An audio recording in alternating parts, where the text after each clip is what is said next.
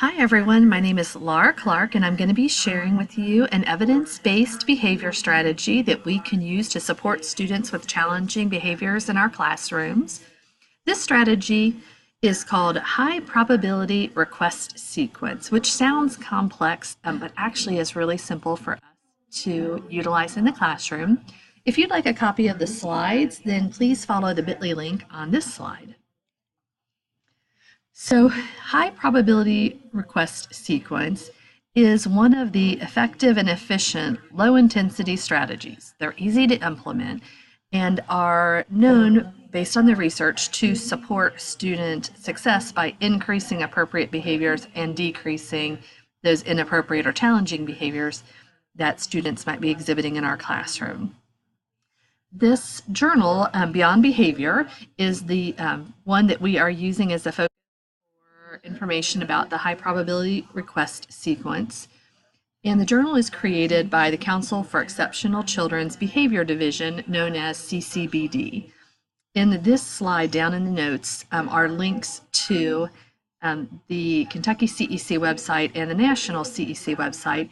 If you are not currently a member, I'd encourage you to join CEC, as it's our premier national organization to support students with disabilities. This entire issue of Beyond Behavior is fantastic because every article focuses on those effective low intensity strategies that we can use to increase student success.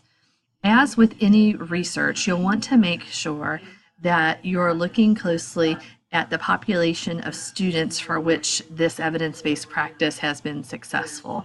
And the evidence-based practices that were included in this issue have been replicated across multiple environments and multiple student populations, but you'll always want to be very careful to make sure if you are working in a self-contained classroom for students with emotional and behavioral disabilities at a high school setting, that the evidence-based practice that you're looking at, if it's only been researched in a preschool setting, you'll want to make sure that it is still applicable for your students based on other research or other information. So the first thing we're going to do is share a quick definition for high probability request sequence. And what you'll do with this strategy is first, you'll walk through a series of short requests for which you already know the student is very likely to say yes.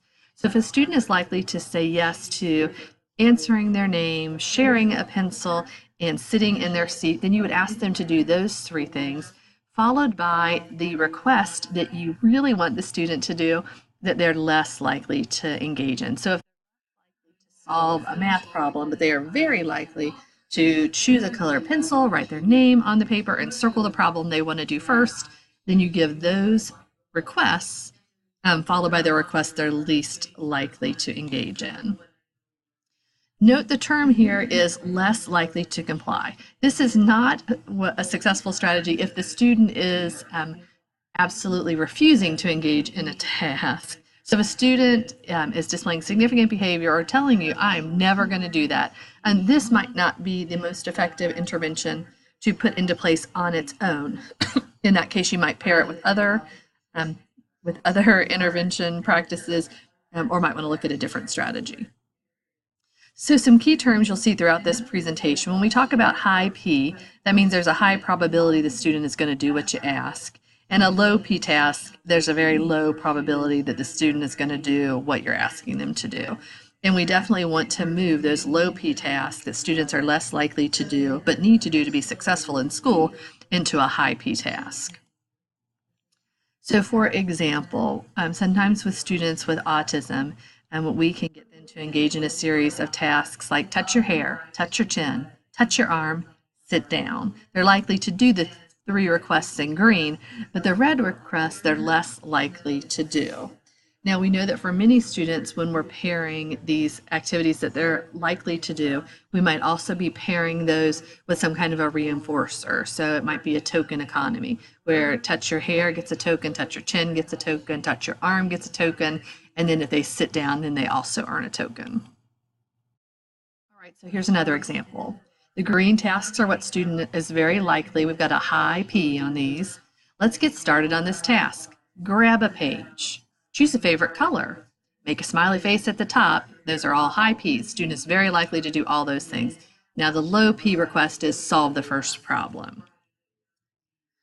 The reason that we use this strategy is the philosophy that once we have momentum, or students already on a roll of doing what I've asked, it will increase the likelihood that they're going to continue doing what we've asked them to do. Research says that those high probability requests can minimize non-compliance. So it's more likely to increase compliance and increase students' time engaged in learning. You're also using this to build that rapport between the student. There's a likelihood that I'm going to ask you to do things for which you like to do them, or you're good at doing them, or you have learned to do them in my class. And so we have this rapport of doing things you're good at, doing things you're good at, doing things you're good at. So they're hopefully going to start building mental pathways that say, if she asks me to do it, I'm good at it. I can do those tasks. These high probability request sequences have been very successfully used in a variety of settings. So whether it's with students who have autism, where you're improving their ability to follow a daily transition, whether you're working with students with an emotional behavioral disability and getting them to follow directions, whether you have a student that just has a history of challenging behaviors, or students who have challenges with following classroom routines, students that have some challenges with their social skills, or those students that struggle with completing academic tasks. The first thing you're always going to do is look at the targeted behavior that the student is reluctant to do. You want to make sure that A, they have the ability to do it, and B, that they have shown some success at that skill in the past. Maybe not at the methodology or the mode that you're asking them to do it. So for example, using manipulatives, the student has successfully solved math problems, but they are very unlikely to write those answers on their paper. So we must be able to do the following in order for this to be a behavior that we can decide a student can either do or not do that. We have to clearly name the behavior we want to see, or the action, define it, and give some examples and some non-examples. So this behavior looks like writing an answer underneath a math problem that is the correct answer. And we need to be able to give students those examples and non-examples. When we're choosing a task, we need to make sure that it's one that the student can comply and has complied with less than 50% of the time. It's got to be greater than 0, greater than 10%, but less than 50%. Then we want to create a list of behaviors that's similar length or difficulty to the target that we want the student to do. And we want those to be active tasks where the student is doing something, right? Active engagement. We're going to make sure that we're testing the behaviors that have both the high P and the low P. And those high P behaviors that we're asking students to engage in, they need to be successful at least 80% of the time in complying with or following the directions we've asked. So those high P tasks, we're going to start with at least 80% accuracy. And then the low P tasks, less than 50%. Now we're going to make 3 to 5 high P requests, followed by that low P request. We also want to keep in mind, as we're asking for those high P tasks and then the low P task, that we're providing that immediate reinforcement and praise for all the tasks that students have completed successfully. So earlier I talked about using a token economy. That might be one way to reinforce students following your directions. Another way for some students is just saying, great job, great work, keep it up, great job. We want to make sure that we're delivering that low P task within 10 seconds of the high P response, because we need to keep that momentum going. So here's an example. Give me a high five. Add a sticker to your chart. Say hi to Miss J. Nice work. Join group 5 on the carpet. Join group 5 on the carpet is my low P task. The student is less likely to engage, but I know that they have the skill. I have models joining students on the carpet. They've done it, but with no more than accuracy, and I'm trying to increase their response rate to joining students on the carpet.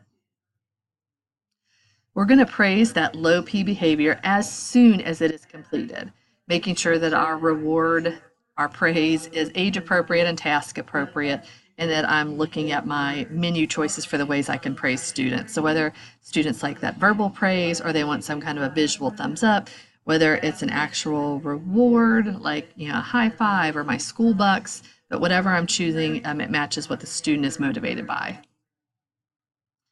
Definitely, some of our students need more than a verbal or a visual high five. So if a student consistently uses a token economy system, or they have some kind of a reward system in place, like breaks, time with a favorite person, or some kind of a tangible they're earning, that we're using that similar system when we're looking at that high probability response sequence.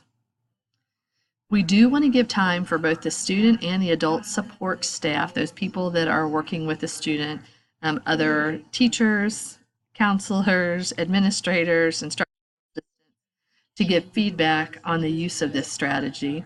And we definitely want to take some great data to make sure that the system is working and making a difference in student behavior. We know that sometimes the day-to-day change might not always be a great or significant change in our data, but we do want to see over time that it is increasing the students' likelihood to comply. So if you've joined us today as part of our NKCES summer series, then please make sure you go back to your email, check out the additional resources, and complete the quiz or evaluation. If you'd like to learn more, there are a lot of resources linked within the Google Doc, including all kinds of resources at the CI3T website. If you go to the Professional Learning tab there and scroll down to the High Probability Response Sequence section, you will see videos, data collection sheets, implementation resources that will help you use this in your classroom. Thanks so much for joining us today. We'd love for you to join us for other trainings. If you go to the NKCES website and check out the calendar on the right, you'll see all the great offerings that are available. Happy learning!